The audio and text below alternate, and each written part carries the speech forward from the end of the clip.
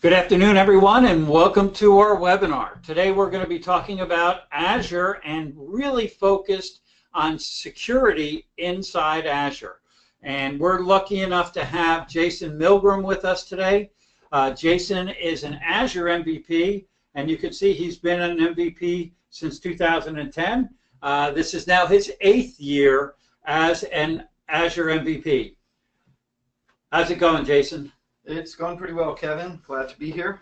Great. And you can see he's also an expert in EMS, which is their, now it's EM plus S, right? It's not even EMS anymore. So it's Enterprise Mobility plus Security.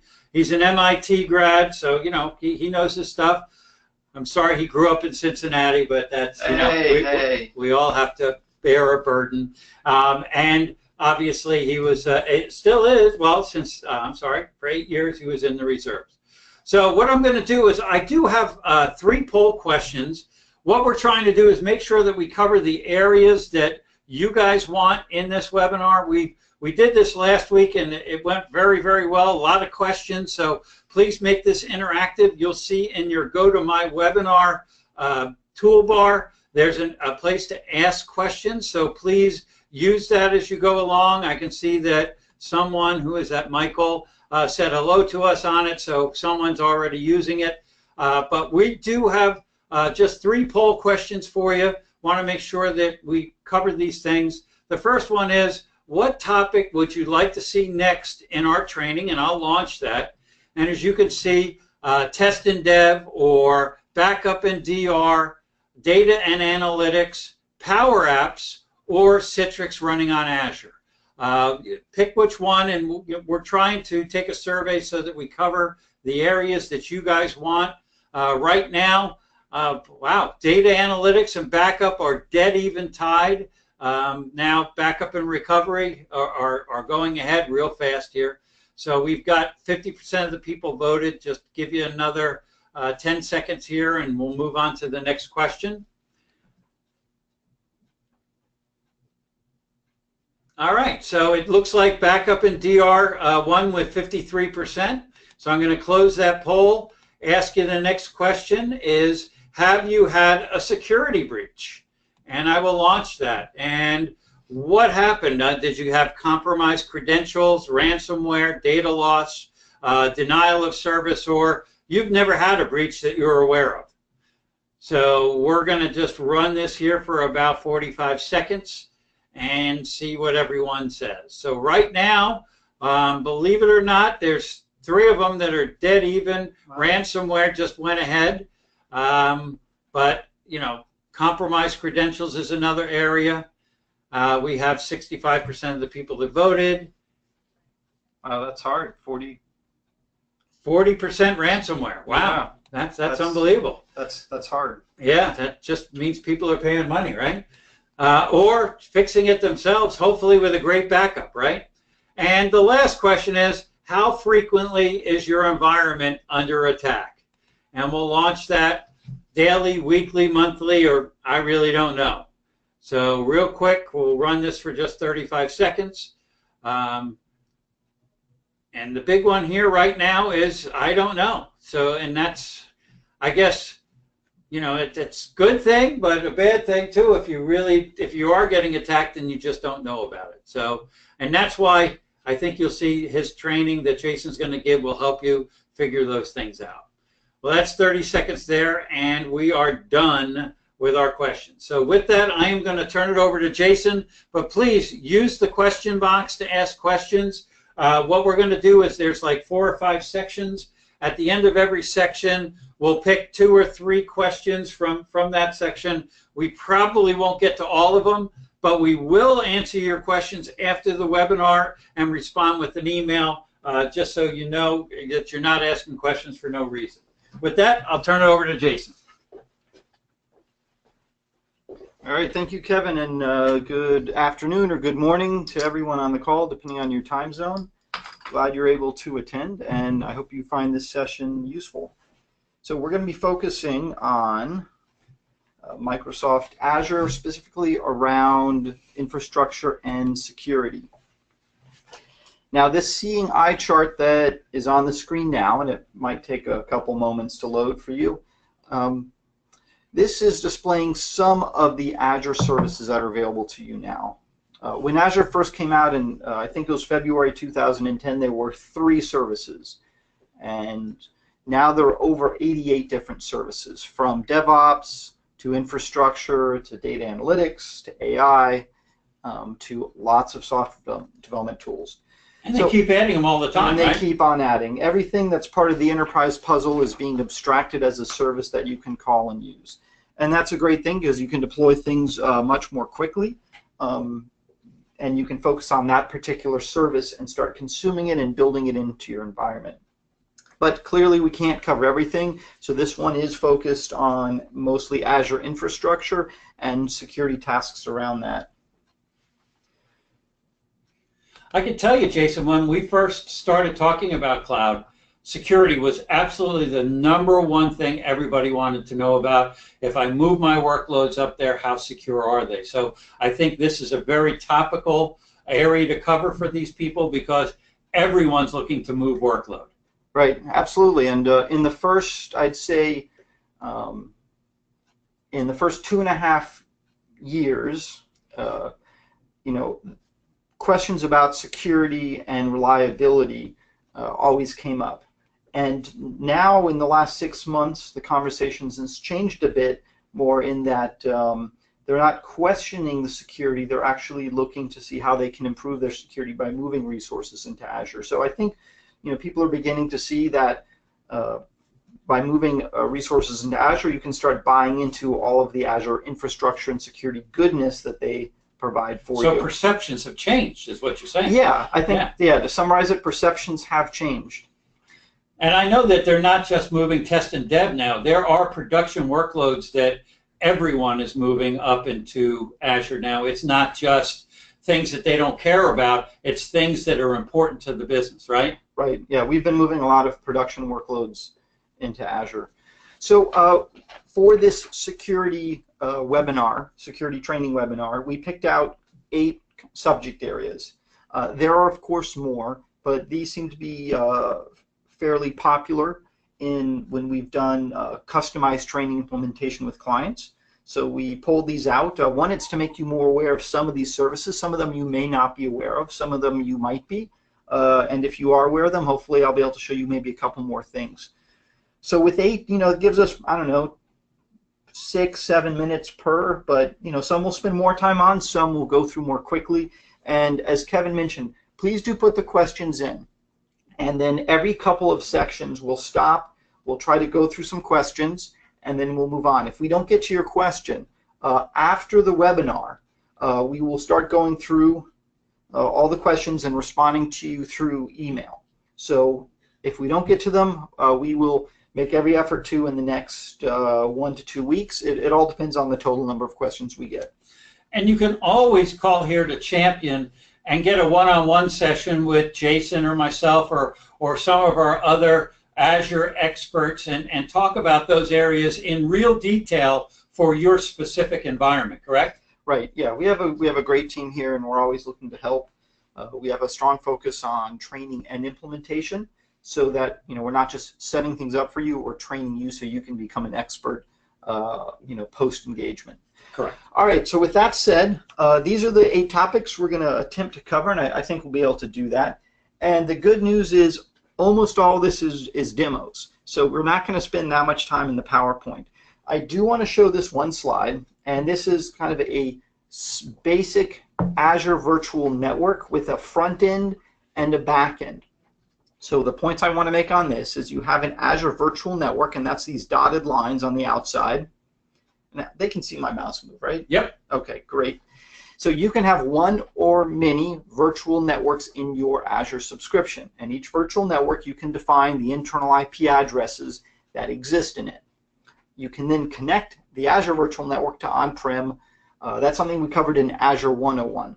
But the point I'm making here is you can have these subnets, and each subnet has this thing called an NSG, a network security group, and that is essentially an Azure firewall.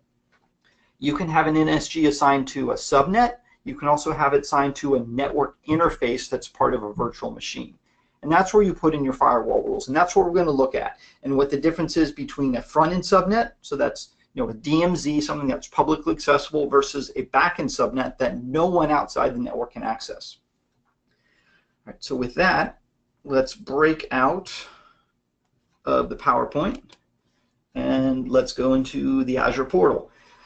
So this is the Azure Portal. Right now we're logged in using one of my test accounts that I use for training and testing and other things.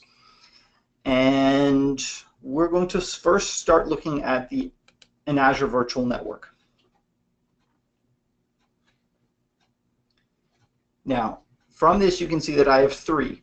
We're specifically going to look at the Azure VNet. And in the Azure VNet, I have an address space. That's the internal IP addresses, the range that I've set up for this VNet. So is this a VPN? This is the virtual network in Azure. Okay. And then I can set up a VPN gateway to connect this to my on-prem or wherever I have a rack and make them all part of the same local network. Oh, okay. But if you have a chance, and we'll include this in the email we send afterwards, we'll have a link to the Azure 101 course we did, because we spent a little more time on how to connect the VNets, the virtual networks and on-prem networks. But here we have the subnets, and we're just going to focus on, I think, these two right now, a front-end subnet and a back-end. Now that's just a friendly name. You can call it whatever you want. And each of these subnets, I have a network security group assigned. So under security group, you can see I have two different security groups. So let's just look at that front-end security group. I'm sorry, we're looking at the front-end subnet, and you can see here I have a security group assigned to that subnet. Again, another friendly name. Now, if I want to change this, the security group tied to that subnet, I can do that in any point of time. I can click on one of these others. Now, we're going to go in and look at the network security group in just a moment. Now, that's for the subnet. In addition, you can have security groups associated or tied to a network interface tied to a virtual machine. So right now I'm opening up one of my virtual machines, and here you see network interfaces. So essentially this is your NIC. It's your virtualized network interface card, and yes, you can have multiple NICs if you want, and there's different reasons why you would do that. And I'll step back just quickly. I just want to point out that pretty much anything that you would build in your own data center or racks that you have in data centers, you can build through the Azure Portal through a clickable, configurable interface. Without having to travel anywhere, you can quickly build up, almost any kind of environment. So what you did in your data center by plugging servers into certain switches and opening certain ports physically, you can now do just with a click of a button in Azure. Correct. Oh, very cool. And on one of those earlier slides, we showed you the 40 regions around the world.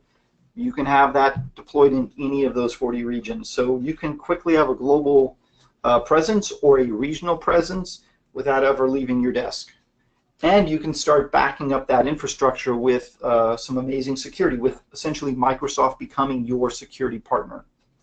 So I'm sure people are thinking out there, well, if this VM is in a subnet, and I have a security group assigned to the subnet, can I have a separate security group assigned to the VM that's inside that subnet? The answer is yes, and we'll detail that in just a moment. So we're on a virtual machine. Here's the network interface section for the VM. Let's click on the one network interface I have. Again, you can have more than one. And under the network interface, I see network security group again. And here I see that there's none assigned. Maybe I do want to assign it. I can click on that, and then I can select any one of those other network security groups. At this point, I'm not, but you can have a network security group tied to a network interface that's tied to your VM, and you can also have it tied to a subnet in your virtual network, and that's perfectly fine. But let's take a look at the actual network security groups now. And I do want to point out there's a number of ways you can get to this, but I am taking you back to the primary navigation just so you can see that if you're brand new to this. Some of you have been using Azure already. This is very familiar to you. They'll find all the shortcuts as they go, just like correct. Everybody does. Yeah. Right. So I selected network security groups as the resource section, and I see, okay, here's some of my network security groups. So I have my back end and front end. Let's go ahead and look at the back end. I have the overview. There's all these other sections, and we'll talk about some of these other sections that are, some of these are common throughout every single Azure resource. But I'm going to click on inbound security rules. And I'm also going to click on default rules. Those are rules that are automatically added. All right, so this might look similar to the Azure, the Microsoft Windows, the OS firewall with Windows Server. In fact, it is very, very similar. You're defining your inbound security rules and your outbound. What I do want to point out is by default, these bottom three are always automatically included. So by clicking default rules to not see them, they go away. Clicking them, you can see them. And the priority plays a very important role. So by default, the first rule is deny all access. So that's your base rule. Now, any priority you put above that starts opening holes into your solution. So the next one they opened was Azure Load Balancers for inbound. So this is, if you add Azure Load Balancers, it's going to be able to talk to your VM without you having to do anything. Then they allow VNet inbound. So communication within the same virtual network is allowed. And after that, these are all things that I added in. So we'll go right to HTTP. So as a web server, I have opened up port 80 to any source, and it can go to any destination, and it's allow. Now, of course, if this was a production web server, I would have 80 and 443, and maybe some other variations, 8080, things like that. Now, this is in my front end, so I do have a public-facing port. Now, notice though, I have this. Whoops. I also have SSH. Now, this is a Linux box. SSH is what you can use to essentially kind of remote to that virtual machine. If this was a Windows box, I'd use RDP. So I want to allow RDP, but see the source where it says virtual network? That means it's not publicly accessible. Only people who are logged into the network can actually SSH to the box. Now, I'm going to add a rule to help make this a little bit more clear. So I'm adding an inbound security rule. I give it a friendly name. I give it a priority number, which is critical, and then I choose the source. Any source means can come in from anywhere. It's publicly available. I can also switch to a CIDR block, which is an IP address, internal IP address range. I can also go by a tag, which is really nice. So internet means public. Virtual network just means inside the same virtual network, and then the other one is Azure Load Balancer. So if you were putting something together and you didn't want, only people inside the machines or resources inside the network can access it, you'd select virtual network. And service, you can do custom. Maybe you don't know the port number, you can just select SMTP. If you want to do custom, then you can put in, any protocol you want. You can go TCP, you can go UDP, and then you choose allow or deny. And that's how you start creating your rules. Now, I'm not saving that, and that's why that screen popped up saying, hey, you made changes, did you want to save it? So it's nice that it does it, so I don't close stuff before saving. Now, that's my inbound security rules for this particular box. Now let's look at outbound. Actually, we don't care about outbound right now. Another topic for another time. But that's the front-end network security group. So let's look in at what makes the back-end security group maybe a little different. So again, looking at inbound communications, enabling default rules so you can see everything that's there. Here I have MySQL. So in a typical front-end and back-end setup, the front-end I have the web server, and the back-end I have the database server. In this case, this is the front-end's running WordPress. Right. And in the back-end I have MySQL. So I'm saying MySQL has access through this back-end subnet, but notice the source. It's not any, and it's not a tag. I actually put in a particular internal IP address range. So you can limit it. You can say just resources in this IP address range internally have access, because sometimes you don't want to open it up to everything in the virtual network. So you can fine-tune it that way. And again, same with SSH. You know, there's no, I don't want anyone SSHing except from to the database except from that machine. Right, and that's how you can set up a front end and back end. Something else that I want to point out too with virtual machines is if you don't want a virtual machine publicly accessible, one of the things you can do is just remove the public IP address. That makes it inaccessible to the public without any other issues. But you should absolutely have network security groups in place. And you can use the same group for multiple locations. Like if you have different subnets, you like that security group, you can just apply that same security group across multiple subnets. Yes. In fact, let me show you how I've done that in the Azure VNet for this example. So in these subnets, I had a front end, a back end. Like the gateway subnet is what I use to set up a connection to my Azure Virtual Network. So that you can use a site-to-site VPN connection. You can use a point-to-site VPN connection, which is like a VPN client. And you can also use an MPLS connection in Azure. That service is known as ExpressRoute. So you can have direct connections from your MPLS provider to the Azure data centers.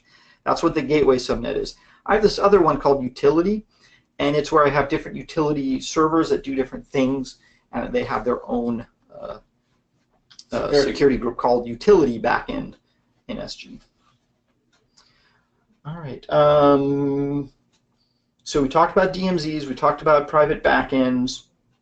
I think we talked enough about the network security groups. Let's see what questions we have out there. All right. Oh, here's a question from Sammy. How does the network security group affect a firewall running on the OS? Can I have a firewall on the OS, the NIC, and the subnet? Yep, great question.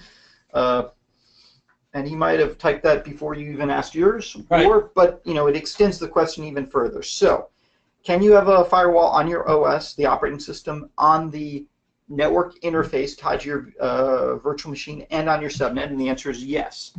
And how does it affect the overall system? It's just different layers. So they first have to get through the subnet, network security group. So if they meet those criteria, they get through the subnet, then they get to the VM. And the network interface, the network security group tied to the virtual machine. From there, they get to the actual virtual machine where you're running, let's say, your Windows firewall, or if you're running a Linux box, built-in firewall on that, or if you have another product installed. So you can have them all enabled, and it's not a bad thing because you know some boxes in the same subnet might have different rules. That's not uncommon at all. So if the traffic can't get past the subnet, obviously it can't access the server. So it's got that whatever you're trying to do has to be able to get through the subnet to connect to the virtual machine, and then the virtual machine can control that access after that. Yes. Okay. Correct. That makes sense.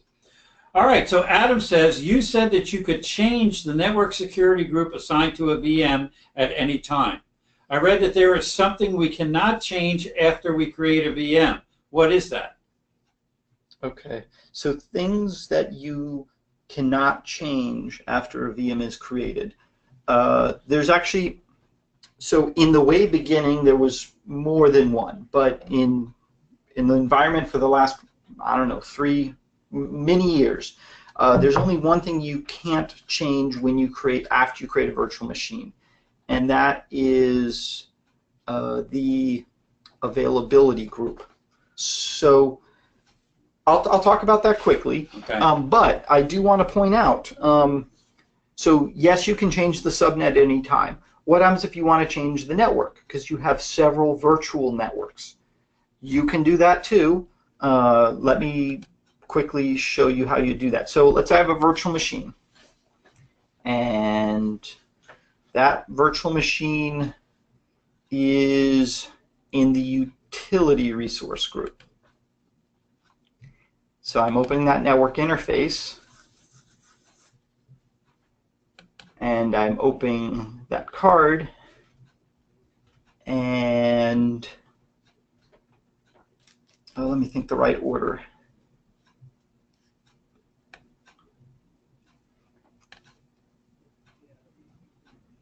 Let's see, is it right? So what I'm doing is changing the virtual networks. Okay, so one quick way to do that, to switch the virtual networks tied to a virtual machine, is if you go to the virtual network, and you can look at the connected devices. So let's say I wanted to remove the, I happen to know that the create certs 476 is the network interface on my create SSL VM in the, so if I want, I can actually just delete that, create a new network interface tied to the virtual network that I want it to be. So the point is, you can change subnets anytime. You can also change the virtual networks that the VM is connected to. Same as you could in a rack. You know, you say, okay, we don't want this wired to this anymore, so perhaps you're moving the Ethernet into another switch, right, etc. And you might have to change the internal IP address depending on what your internal IP address scheme was. Now, what the question was asking, what can't I change? And that would be an availability group, and this has to do with redundancy and high availability for virtual machines. I think we talked about it in the first one. You did, in 101. Right, so not virtual networks, I meant virtual machines. And if you actually tried to do this, right here, okay, so I clicked on a virtual machine. In this panel, I'm seeing kind of my settings. There's something called availability set there. If I click on it, it's going to tell me right here that the availability set can only be configured when creating a virtual machine. You must recreate the virtual machine to move it in or out of an availability set. There are some important reasons why that's the case, and I'd love to talk about it more. It has to do with how the virtualized hardware is assigned in the beginning to help eliminate planned and unplanned outages. But we'll have to cover that another time. Right. Great question. We'll follow up with you more on that. Obviously, it's a good question because you really got into detail on that one. Okay, so here, one more question, then we'll move on to the next section. So Glenn asked, okay, let's say I have two different network security groups applied to a single VM. Do I have to look at each network security group to remember what is applied?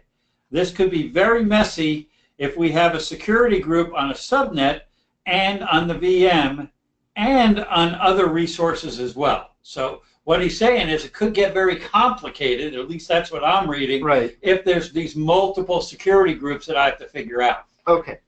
Yep, another great question.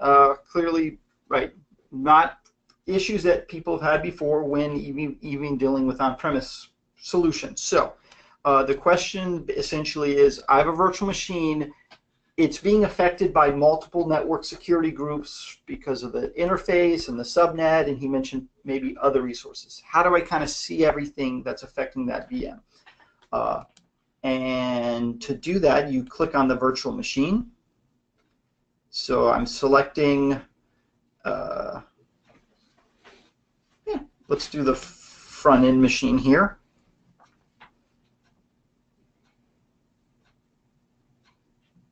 And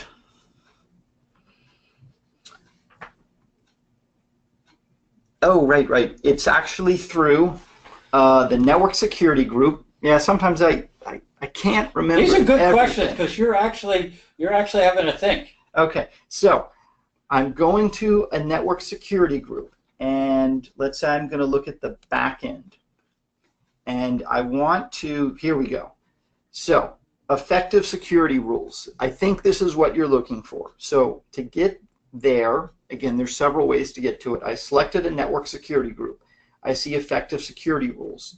When I click on it, it's going to want some more information from me. So, right now, I'm in this security group. It's saying, okay, pick a virtual machine. So let's say I'm going to pick the back end and pick the interface, because again, you can have multiple interfaces tied to the same machine. And it's going to start figuring out all of the different network security groups that are playing a role in connecting to that VM through that network interface card. It's going to list the different NSGs here. So I can probably find one of mine that has several listed, and it's going to list out all the rules. Let's see if I can't. Well, anyway, that's how you would do it. This particular one only has one network security group assigned to it. You know, let me see. I bet either the front end or the utility has that. It's pretty quick once you know where it is. Yes. Let's see if this one has two.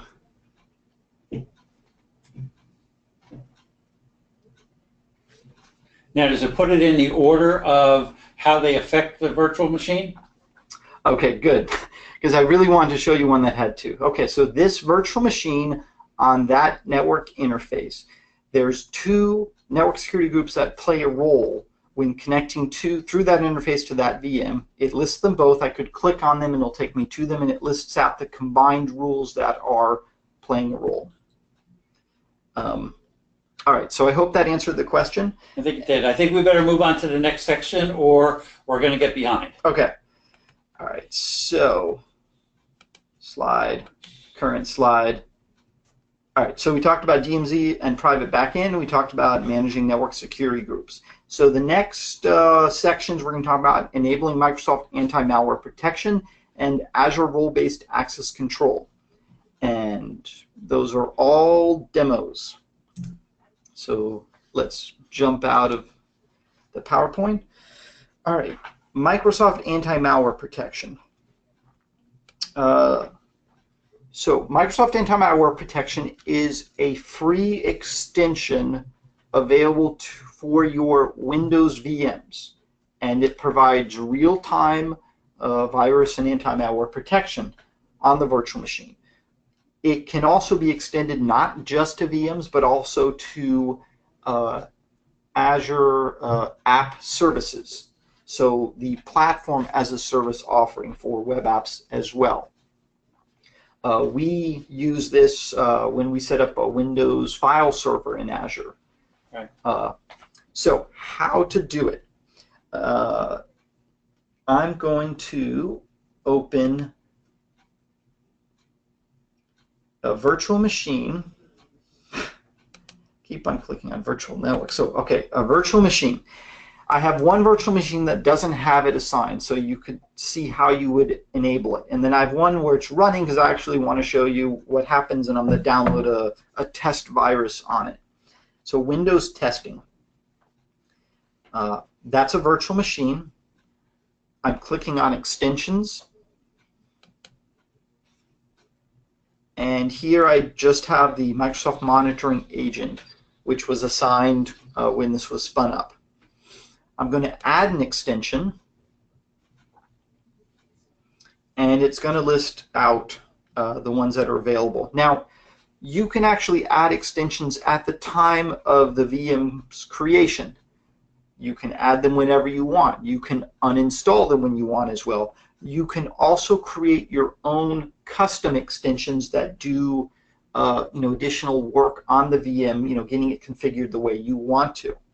So in this list, I do want to point out there's also, see you have Deep Security Agent from Trend Micro. The virtual machine is yours. You can install whatever you want on it. Here's the Microsoft Anti-Malware. It is available at no cost. You click it, it gives you some additional information, gives you where you can see the information in the event logs. Now I'm clicking create. It's not actually going to create yet because there's some information to put in, but you can add files and locations to exclude, file extensions to exclude. If you have questions on any of these, you can just mouse over that little eye and it gives you additional details. Real-time protection, by default, it's enabled. Run a scheduled scan, by default, it's disabled. You can enable it. You can also go back and change these later. Scan type quick or full, etc. All right, now it does take sometimes a couple minutes, sometimes more, for that extension to be enabled. So I already have it enabled on this guy here, create SSL certs.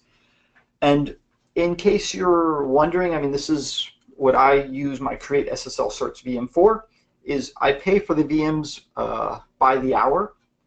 So that one I use it for demos and testing as well, but that's the one I also use to start the SSL creation process on. So I spin it up when I need it, and I spin it down when I don't, so I'm not paying for it. It's just one of those nice, for people who have to order and manage SSL certificates, it could be an answer to to simplify your life around that. Okay, so create SSL certs. I'm going to RDP to this Windows box.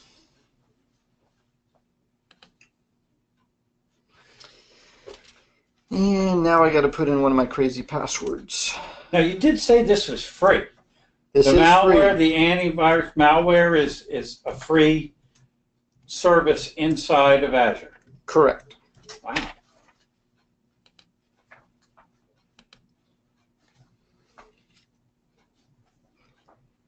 All right, so I think I did this. This is like a 2016 server. Mm-hmm. All right.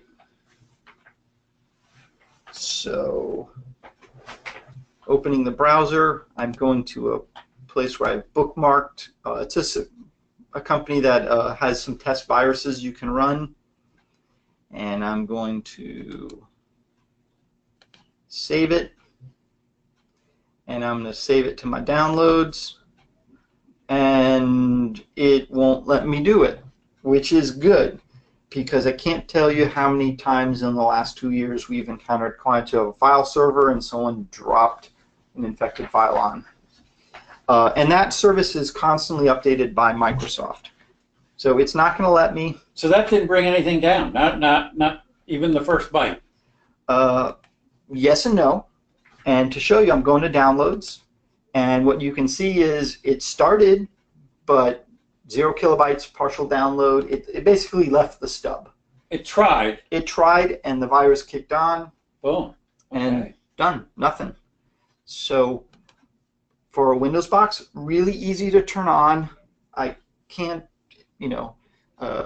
what's the right word? Emphasize enough that if you have a Windows box and the threat of malware virus is a concern for it, just enable it. Doesn't cost you a thing. Does it affect performance at all, or have you tested that?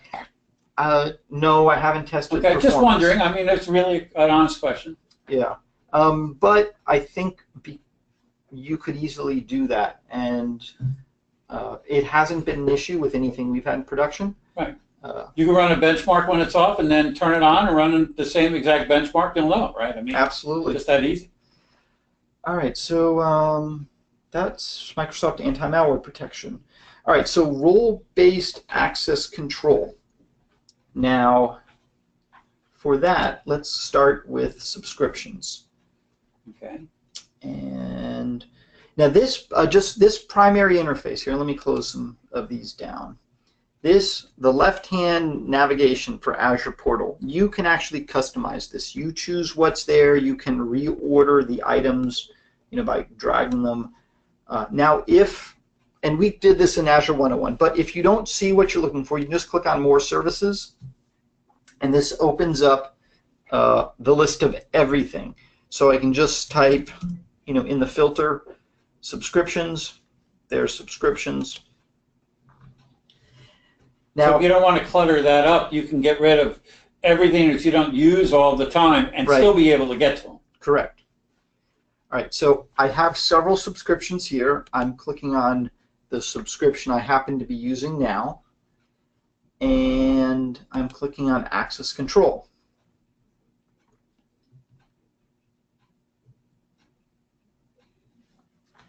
So at the and this is what we used to do years ago. You would give someone, you would be the service admin, and you would give someone co-admin access. The challenge is, frequently you don't necessarily want to give someone co-admin access to everything in your subscription. So this is at the subscription level. This access control, the AIM, is available with every single Azure resource. So this is at the subscription level, but I can drill it down and give people specific access just to resources. So I don't have to put them in at the subscription level anymore. We'll look at that, but I do want to show you, let's say, all the different types of roles. Now, because I'm at the subscription level, you're going to be able to see all the roles that are possible. So at the top here, I click on role, and as you can see, there are lots of different types of roles. And then mouse over each one of them, gives you an additional subscription. Now, there's probably some that you may not be recognizing, but click on the eye and you'll get information for what it is. Now, that's at the subscription level. Let's say I just want to give someone access to a virtual machine. So I'm clicking on the virtual machine, and the virtual machine section, I'm clicking on one of my VMs, and I'm going to click on access control. And here's IAM again. See, it's inherited from the subscription. Runbooks is part of Azure Automation. That's something we might touch on a little. And let's say I want to add a role. And see, I have this Azure AD account called contractor. And again, this is my test account. So let's say I wanted to give a contractor, I selected that person. I can also select groups depending on the level of Azure AD that I have access. And then I'm saying for that VM, what are the roles I can give this person? Virtual machine contributor, or monitoring contributor, or log analytics. I can give them very specific finite access, which is great. Access control, IAM, or role-based, or RBAC, it's also known, is available for every single individual Azure resource. So I can do that with a network security group. So I can give people just access to the network security group, or just access to the virtual network. Right. Or that virtual machine. Exactly. Right? So an individual virtual machine, you can do whatever you want or whatever permissions you give. Exactly. All right, so with that, talked about Microsoft Anti-Malware, talked about role-based access. Let's check on some of the questions. Okay, let's see here. Okay, so Charles, how do you track changes made by authorized admins? Yep, great question. So I didn't save it, but let's say I added this account I gave them access to the virtual machine or some resource. How do I then see what they've actually been doing? Great question. So we'll stick with the VM example, but I can do this with any Azure resource. So I can click on the virtual machine and see this activity log. Activity log is available for every single Azure resource, and I can adjust the filter to actually show all kinds of stuff. You can look at the activity log for everything in Azure, or for everyone, or for one person with everything. All these options you can set, and set the time period. So, is it exportable? Yes, it is. Oh, good. So once you create your filters, so you can see I said last month this particular resource, which is my VM, I can select the severity level. I can do categories as well. You know, what did I do? And it's going to give me that information. Now, there's more details available, and you get that in the export. You can also click on a particular detail, so it gives me a summary here. I can also go to you know, JSON information. The reason that's here because some people start doing a lot of integration with the activity log, or they start using Azure Alerts, which we'll take a look at. Okay. All right, next question. Stu, I run Linux VMs. How does this help me with those? Okay. Okay. So right, we talked about Microsoft Anti-Malware. So the role-based access control, the activity log, everything we looked at there, it's available for every Azure resource, whether it's a VM, whether it's a Microsoft or Linux VM, or for any of other resources. For the Microsoft Anti-Malware, the Microsoft Anti-Malware is just for Windows, but again, it's your VM. You can put on, install whatever you want. And actually, I think that's a worthwhile,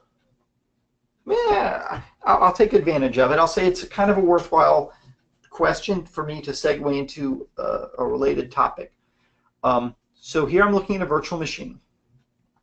Under monitoring, we have alert rules. So let's click on that. Now, I can create alert rules. I can create an alert rule from a metric alert or from an activity log alert. And the reason I'm pointing this out is whether you're using a Windows VM or a Linux VM. Let's say I have a malware solution running on my Linux VM, and I want to know when something's happening. In fact, maybe I even want an alert from when someone accidentally tries to download affected file onto that server box. Right. So I can do that by creating alert rules. And again, you can do alert rules based on metrics and alert rules based on the activity log. And so we'll look at some of this criteria, but then you can choose, okay, alert via what? An action group name, and that's, you can create groups, you can do short names, you can put in the name of the receiver, the action type, SMS, email, webhook. Webhook is a new, easy, relatively easy way to do integrations with other systems. They're webhooks pre-created for a number of solutions, and you can add additional details. So for your specific question, Linux VM, you have an anti-malware solution, or there are other solutions in Azure dealing with security, and we'll kind of touch on some of those, that you can have running. And then, separate from their own built-in alerting, you can add the Azure Alerts, which you can have kickoff based on different event categories, and then the types of services. So as you can see, there's 122 options, and then you can even get into the type. Let's say if we did security. When you click on these, give them a little time to kind of refresh the options below.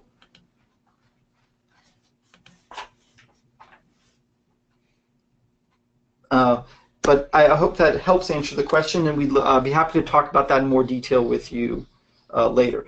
Okay, just so you know, after security, it took a little while to refresh all those subcategory options. Notice I can select a particular resource type, and all you have to do is start typing.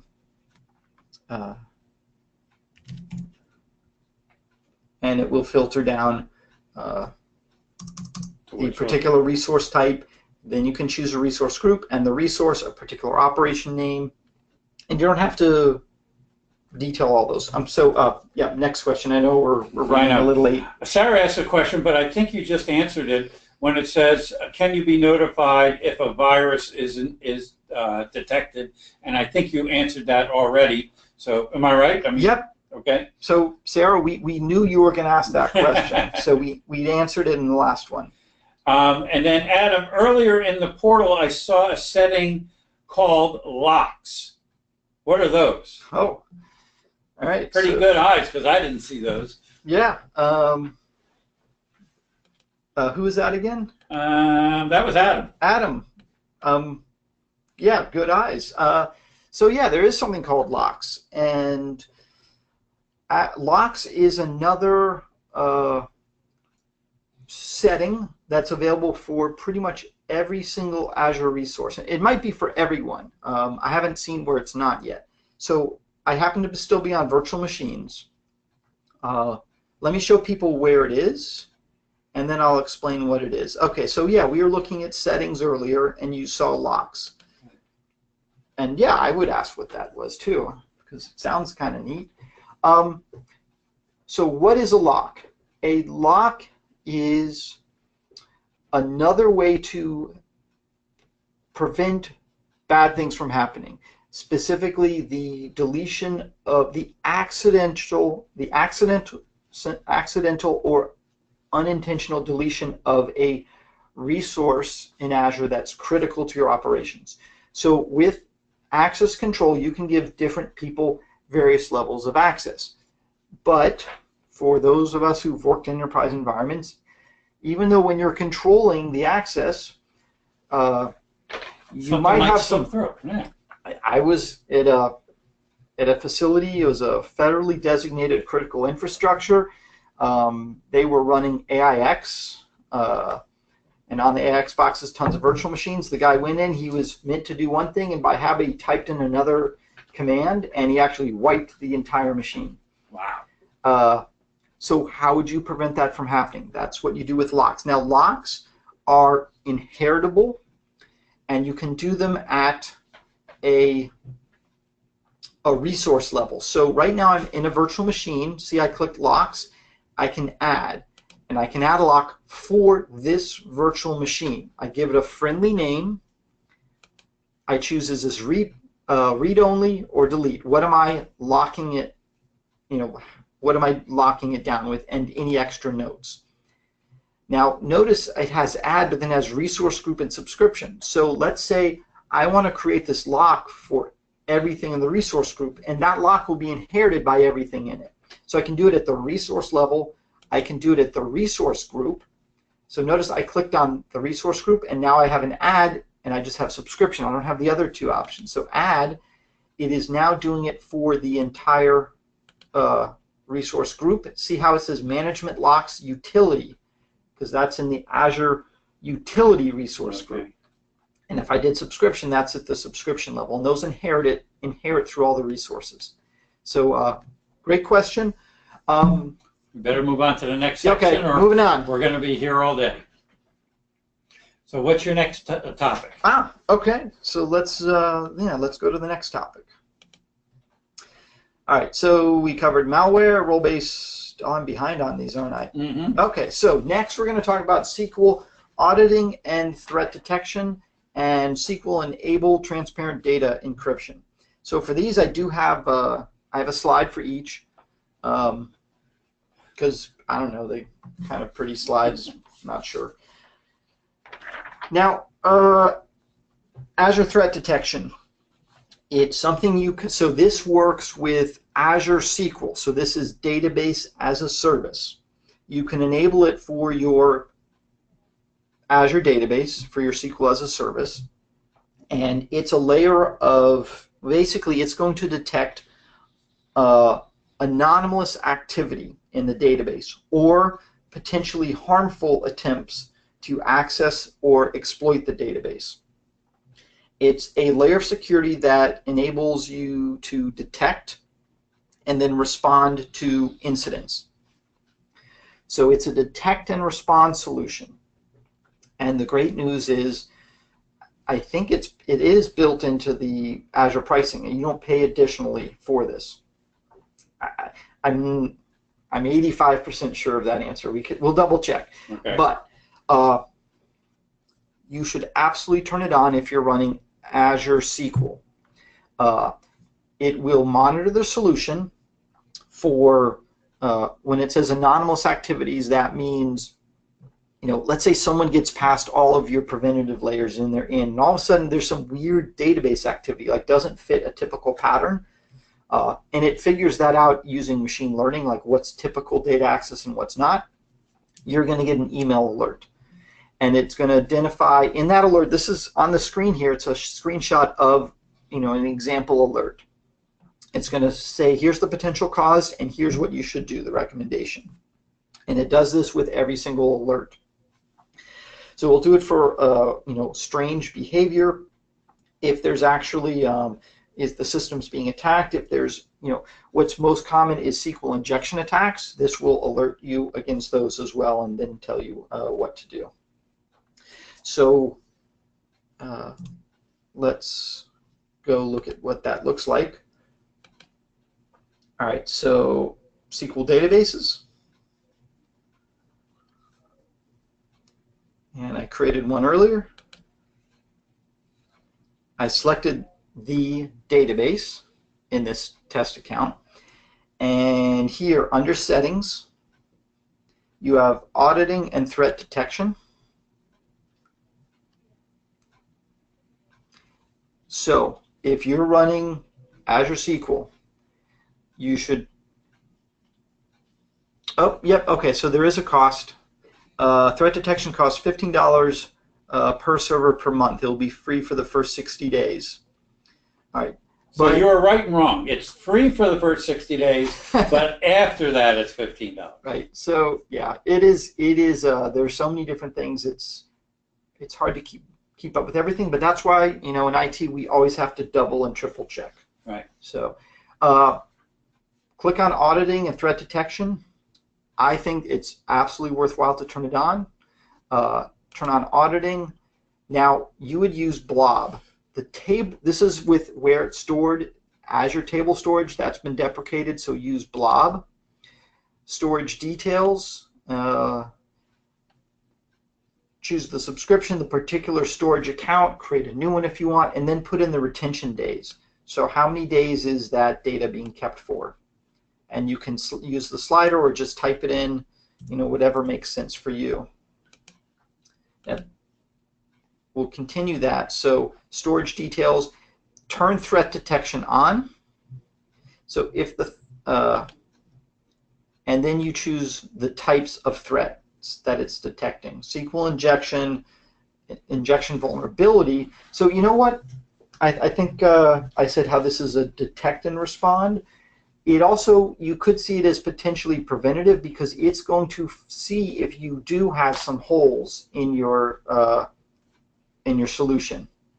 So it's going to look for vulnerabilities. And then the anonymous client login, that's where it's saying, something's just not matching here. Why wouldn't I click all of them, just all the time?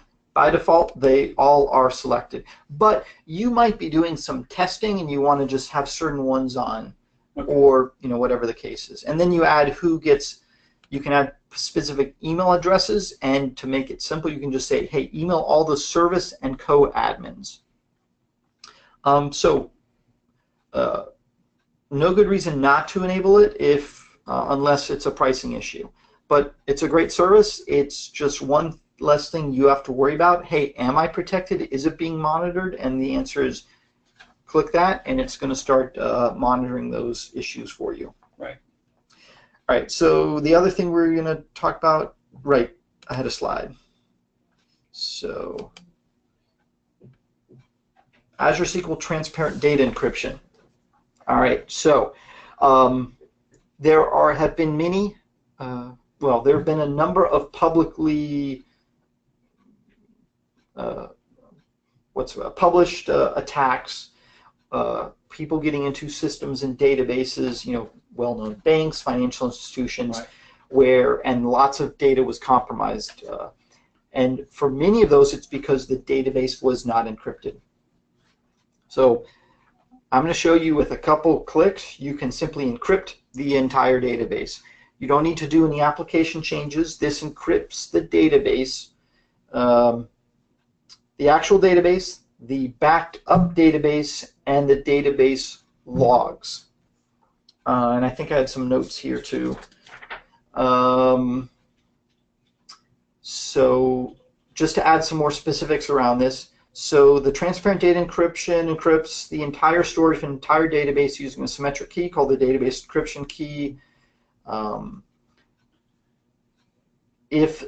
So things that are important. If the database is geographically distributed, because that's something you can turn on with Azure SQL very easily, it's protected with a different key on each of the servers. So you have one server in one region, another in another. They're protected by a different key in each of the regions. If you have two databases connected to the same server, they're protected by the same built-in certificate. And what's kind of cool is Microsoft automatically rotates the certificates every 90 days.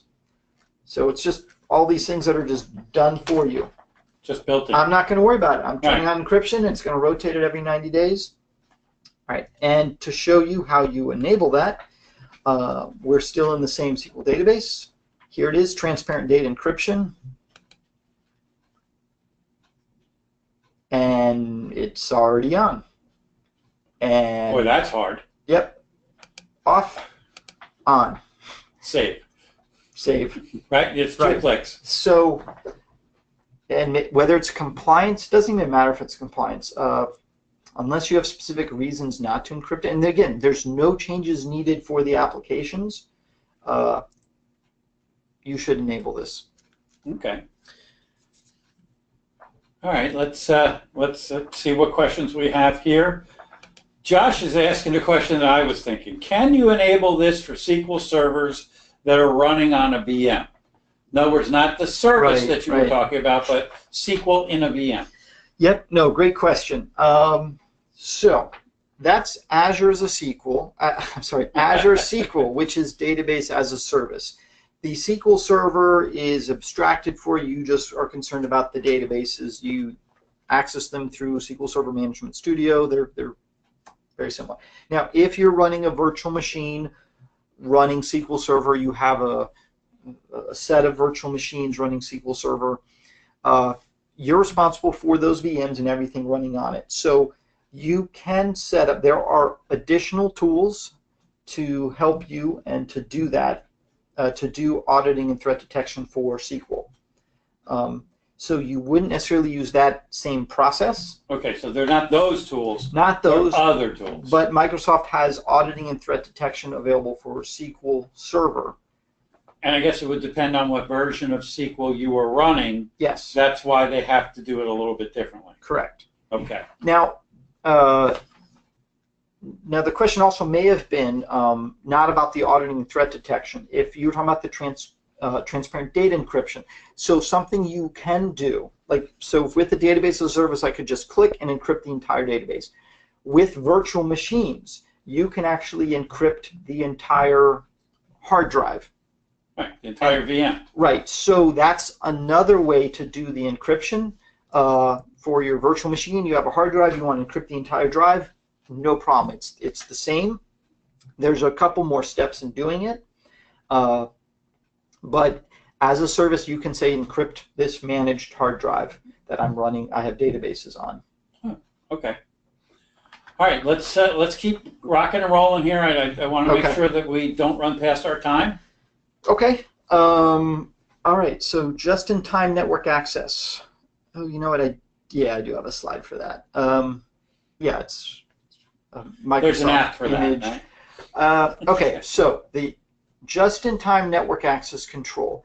The idea is a lot of some hackers will target management ports, administrative ports on your machines or your environments. So the idea is, well, don't leave, especially if it's publicly open, but it doesn't matter, even if it's internal, because people can get inside internal systems. You don't have to leave those ports open all the time. So they have a convenient tool called just-in-time network access, where it uses the network security groups that you have in Azure, and it will grant people, a group of people, temporary access to a particular port for a specific period of time, and then that access will expire. So I need SSH, I get it, and then it closes the port after a certain amount of time automatically. So you don't just have it open running all the time. Can you schedule that? In other words, I can only use it between certain hours? Or? No, you don't even have to do that. It's okay. on demand. Because on demand. It okay. knows you, because you have to be authenticated to access it. It just says, okay, you're connecting, you need SSH. Okay, I'm enabling that. I'm putting the temporary rule in. I know who you are, and then I'm going to close the port when you're done. After the time's up. It's not here. Let's look at it. So this is something you set up for now through Security Center, and Security Center is a great tool. You can use it to kind of audit your own environment. It's going to point out a lot of things. I love to talk about Security Center. We try to, when we do training implementation with clients, we try to include it in all of them. But at the bottom of Security Center, you have Advanced Cloud Defense, just-in-time VM access. And it has these descriptions that have this virtual machines, configured, recommended, and no recommendation. So I had set this up for one of the VMs. If I hadn't yet, nothing would be under configured. I would just see the ones it's recommending that I should enable this for. Let's say it wants me to set this up for this Barracuda web application firewall. I would say enable just in time on, it's cut off, but that would enable the service on that particular VM. No recommendation is it's like, I'm not sure if I can run this. This one, well, it's not sure whether or not you need it on there or not for various reasons. But I enable it on this one, the Windows testing box. I'm going to select it. Then I click on this request access. So this is using the network security group assigned to that VM, and these are the ports that it currently has open. Now we know that we have network security groups about whether it's publicly accessible or only in the network, but it doesn't matter. Even if something's in the network, you might only want it to have temporary access. Because sometimes, once someone gets inside the network, you don't want them to have free reign as they try to exploit resources. So I can say, okay, port 22. So they discovered these ports. These are the ports tied to my network security group that are allowed for that VM. So I'm saying, you know what? I'm going to turn this on, and who's allowed? My IP or an IP address range, and then how long does this stay open? So I can use a slider. I can put it in. So when I access, it's going to go ahead and open it up for my IP or anyone from the IP address range. Again, you have also access control, which limits access. So it's multiple layers of both preventative and detect and respond. And then after 3 hours, it's going to close port 22 until someone from the IP address or IP range who also has access control connects to it again. So it's a great way to not have certain ports open all the time if they don't need to be open all the time.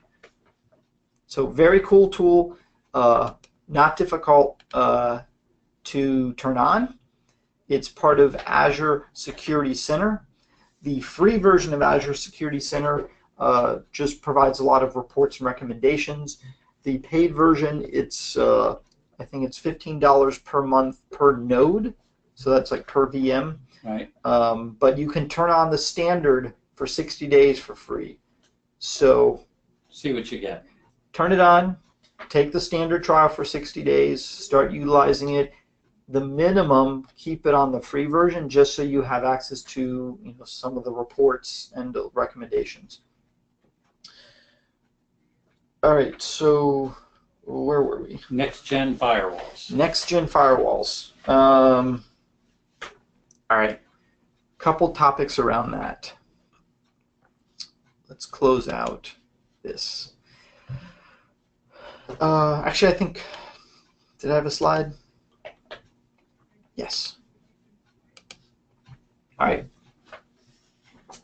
All right, so you have next generation firewalls and you also have web application firewalls, or WAFs. They both have kind of a different role to play. Let's actually, we're going to go back to Security Center, and I'll show you how it recommends where you can add either one of those, and then we'll specifically look at the Microsoft WAF in a little more detail. All right, so going back to Security Center, clicking on recommendations. One of the things I see is say, hey, you should add a web application firewall for 3 different web applications that you have running. And also, you should add a next-gen firewall for 4 different endpoints you have. So let's see what that is. I click on it. So here are the web applications. I'm going to select one of them. And again, you can set up a WAF and have multiple machines running behind it. It's not one WAF for each web app. Okay. I can say, okay, I'm going to create a new one because I don't have an existing one to tie those to. I could actually tie them to an existing WAF right now. If you had web servers where there were multiple web servers and you're using a load balancer, would you be able just to connect to that whole farm, or do you have to do each individual server on its own? You can connect to the entire farm. I believe all of the WAFs listed here do that. Oh. And the Microsoft built-in one also does that. You can have, I think, up to 20 sub-sites. Oh, okay. Underneath it. That was a legit question. I mean, I really was asking that. Oh. I wasn't trying to beat that. No. I didn't know. Okay, so this is for the WAF. I selected one of the machines and said, okay, you should add one because you don't have one that I can associate this web application to.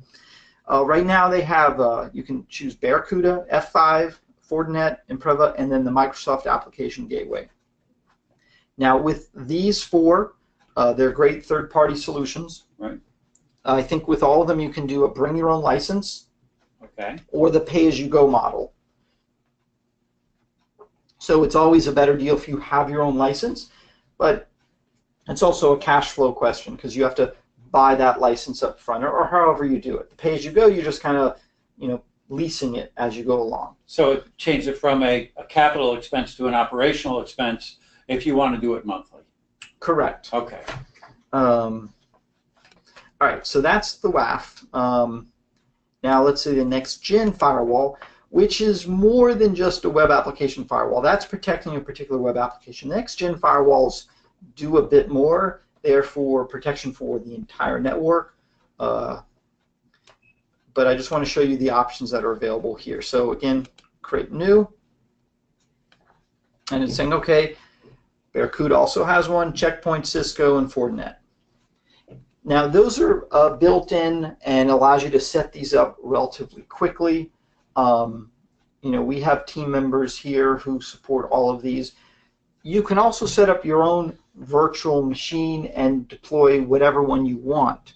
These are tools simply to make it quicker and easier and help provide kind of these security checks for you. They're like virtual appliances that are already ready to go. Correct.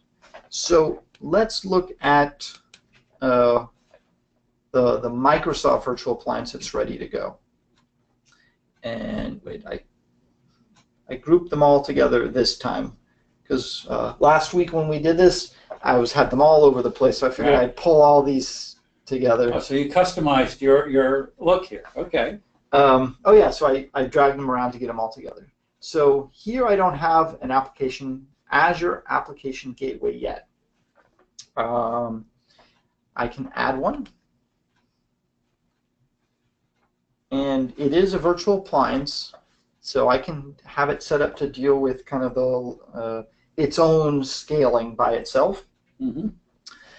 For those of you who are in the security field, this is a layer 7 load balancing solution.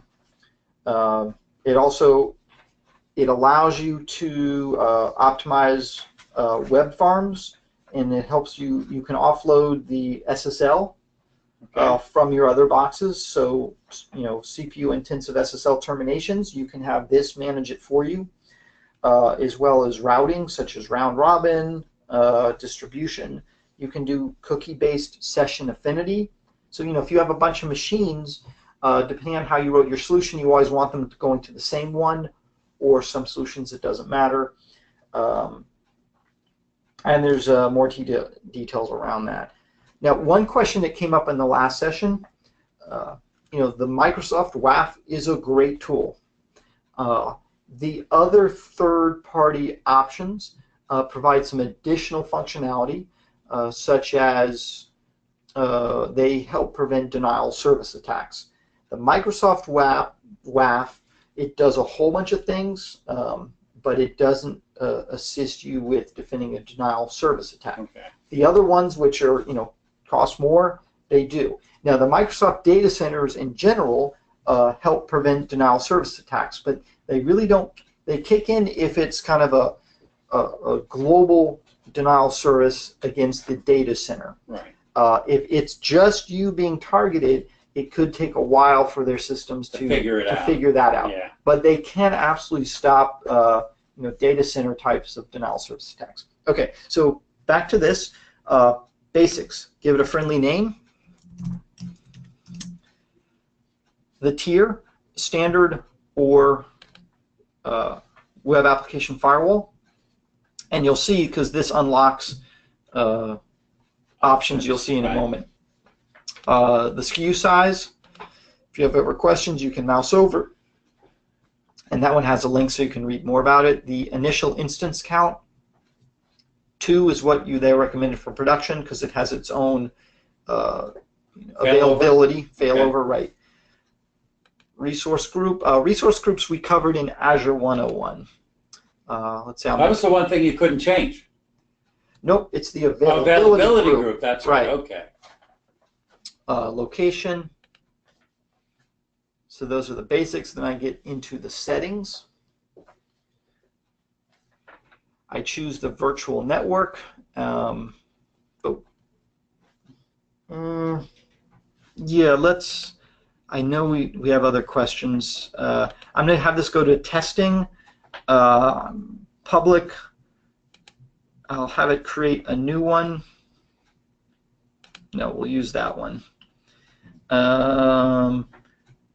Listener configuration. Okay, so here's the firewall. If I didn't have the WAF enabled, I couldn't enable the firewall. Right. Now here, firewall mode, this is important. Detection simply means it is logging events only. Because no prevention. It's just logging. It's going to get everything, but it's going to log it. And there's many reasons why you might just want to have it log stuff. You're doing your own testing, your own penetration testing, all these other things. Oh, okay. And then you can turn on prevention, then says, okay, I'm logging, but I'm also going to stop, and it has a whole list of things that it does. So I review everything, I click OK, it's going to start creating it. Why don't we take some questions while it's creating it? Yep. And by the time maybe we run by this, wasn't there one more poll that you want to run? Oh, yeah, that's right. Thanks, Jason. Supposed to do these things, but thank God you reminded me. We do have just one more poll that we want to do, and this is something that Microsoft is offering. Microsoft is actually offering a free or really funded complimentary Azure or Office 365 security assessment, where they take a look at your environment and let you know where the holes are. So I'm going to launch this, and if you want to take take advantage of the free assessment, just click yes. If you don't want to click no, and we'll make sure that one or the other either will bug you or we won't bug you. I'm only kidding. But no, we will absolutely get it done for you. And like I said, we're at 33% here. So one sec. And okay, we are done. So I'll close that out here for you, Jason, and you can do that. But let's take a look at some of the questions here while I'm here and see if we can't ask some of them here also. Okay, so we have just in time, we're looking at can we be alerted when just in time is kicked off? So when somebody kicks off that session, like you said, will they get alerted as an administrator? Yes, and I can show them how to do that real quick. Oh, okay. All right, so, and there, everyone sees the screen again, right? Yep. Okay, good. Yeah, that WAF is still being created. So, just in time, oh, okay. So the question was, can I be alerted when just in time right, kicks so off? Someone RDPs to a box, you want to get an alert letting you know that someone did. Right. All right. So let's go to the virtual machine. So the answer is yes. The answer is yes. Okay. I just figured you showed it to them. Sometimes I start overthinking. Okay, so Okay. I'm going to a virtual machine. I'm going to go to the same one I've been using. And I'm going to go to, in fact, we looked at this earlier. So I think it's actually kind of nice that it's all kind of consolidated this way. So on the virtual machine, I'm going to alert rules. Alert rules exist for most Azure resources. Okay. And so just in time is an Azure resource that you can look at. An activity log. Oh, okay. So again, all activity logs are stored. So I can say add an activity log. Now I just got to remember, is that a administrative? Yeah, that would be so event category. That should be administrative. So give that a second. To refresh. To refresh. So are you going to then look for RDP, SSH, or are you going to look for just in time? I'm going to look for just in time. There it goes. Okay. So it just refreshed, and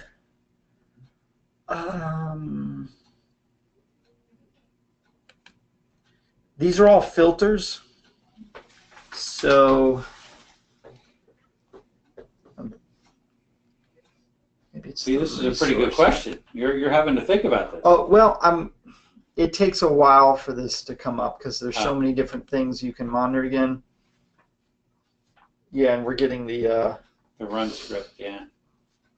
All right. So the short answer is yes. The answer is yes, and it's fact, in the alert center. In the alerts, it's one of the predefined ones. You can just type in JIT, J-I-T, okay. And it will find it for you. There we go.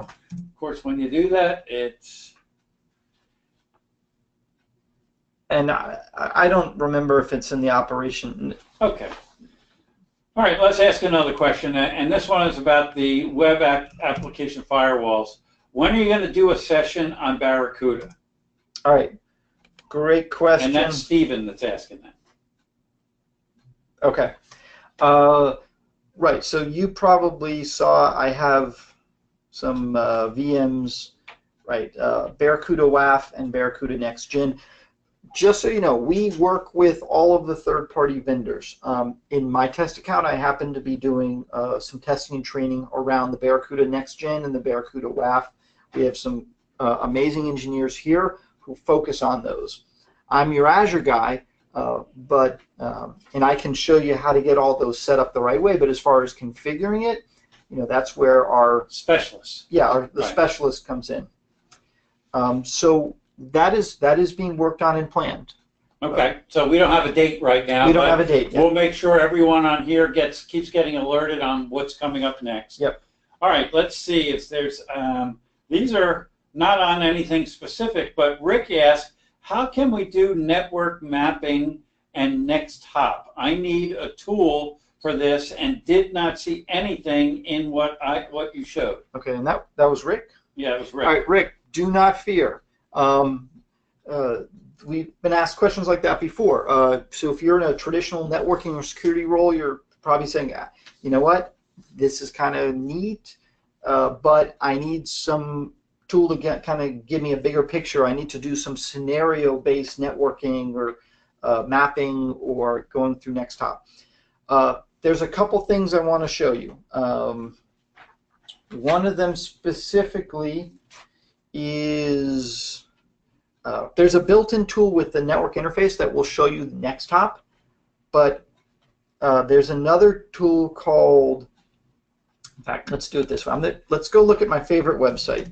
So Azure.com.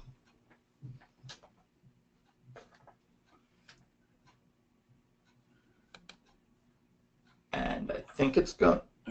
Yep, slowly going. So go. All that Eclipse traffic that's causing problems. All right, so Azure.com will take you to Azure.Microsoft.com. Click on Products, click on Networking, and go down to Network Watcher. This is the tool I think you would want. This first page kind of gives you the bullets, then it gives you some more description of bullets. You have pricing and documentation. So what is Network Watcher? It's going to, in fact, it's going to packet capture, Nextop, IP flow verify, security group view, NSG flow logs, scenario level monitoring. That's what you're going to want to look at. So yes, you can do that, and Network Watcher is the built-in tool to help you do that.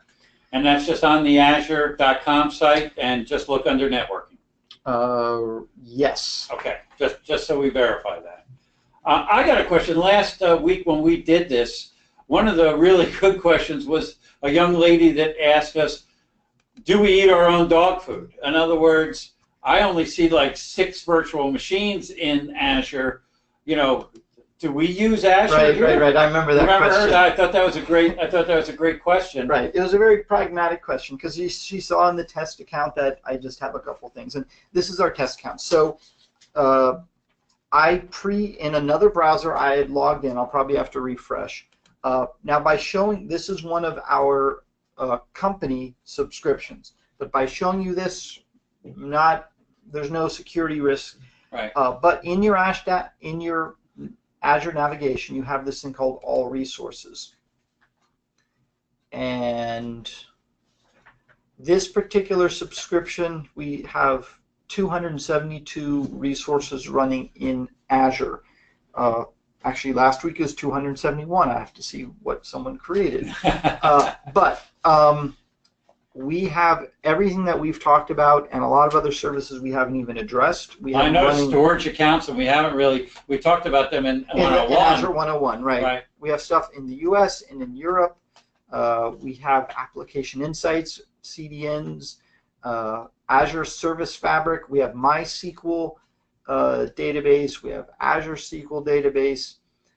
All kinds of stuff. So this is worldwide. I see Western Europe. I see Eastern U.S. So you're kind of all over the map, aren't you? Yes. Yeah. So we use this internally a lot too. I don't think we've touched every single Azure service, but I think we're close. Pretty close. Well, you know what they'll do? They'll invent another one so that you got to try that one too. All right. And I do want to show you. So if you wanted to add Network Watcher, there it is. Network Watcher. It's right there. It's another service. Okay, and that one's, I thought they said like free for 60 days, and then you got to pay for it, or there was a free trial or something, if I remember that other page. Maybe. I think there was. Right. All right. No, I think you're right. But yeah, that, as you can see, IP flow, verify, Nextop, great solutions for you. Now, what about that service that you were trying to start up? All right, so let me see before if it completed. Before we end this, just to show them that it does start up sooner or later. Where are we? Oh, right, wrong account. So it says it's still deploying, but sometimes it's lying. So I'm clicking on Application Gateways, and there's my test WAF. And let's see if it'll let me open it. Okay, I'm not sure it's entirely done, but here you you set up your backend pool. So these are the resources behind it that it's talking to. You can, if you want to offload the SSL, you can create rules. You can create health probes for the load balancing, because you can have multiple server farms behind this for different sites and apps. Health probes are it's constantly checking to see, hey, is this node of that web application still available? If not, I'm taking it off my healthy list. So when I balance you to only the ones that are healthy. Right. All right. Well, Jason, we really appreciate your time today. I think you went through all of your topics in your list there, and as you can see, we're going to be doing another topic. We will let you know what it is, time frame. It looked like the popular one was backup and DR. Disaster recovery. So yeah. I think that might be the next one that we do. But if you guys are looking for some Visio templates for you laying out your Azure deployment, we can send those to you. Like we said, there's also some Microsoft funding that it's available for you, anywhere from $3,000 to $10,000 to help you get started into Azure. And of course, you can always look at us at MessageOps.com/Azure Services, and we're available here at Champion anytime you need us for assistance around Azure or around other types of IT needs. Right, and I just want to add, for those of you who asked questions that we didn't get to, we will be following up, in the next week or two at most. Right. Everyone gets an email who attended. Well, right? we'll have this recording out hopefully tomorrow. Okay. With a link. We'll also send the slides. I know there are only a few of them, but we'll send the slides along with that, and we'll make sure that they get alerted on the next Azure webinar.